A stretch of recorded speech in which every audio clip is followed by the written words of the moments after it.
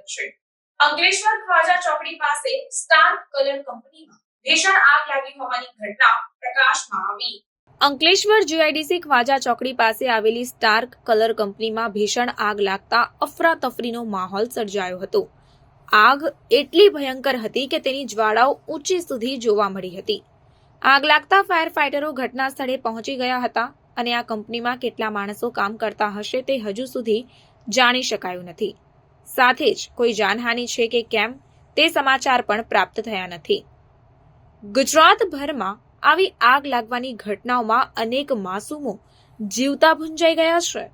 અવારનવાર આવી દુર્ઘટનાઓ બનતી જોવા મળે છે, જેથી કરીને અંકલેશ્વરનું વહીવટીતંત્ર સજાગ બનીને તપાસ કરે તો અંકલેશ્વર જીઆઈડીસીમાં પણ આવી ફાયર એનઓસી વગરની અનેક કંપનીઓ આવેલી હશે તે તપાસનો વિષય છે, જેથી કરીને ક્યારેક મોટી દુર્ઘટના સર્જાય અને તેમાં જીવતા લોકો હોમાય નહીં તેના પહેલા વહીવટીતંત્ર દ્વારા આ અંગે તપાસ કરીને કડક કાર્યવાહી કરવી ખૂબ જ જરૂરી બની છે।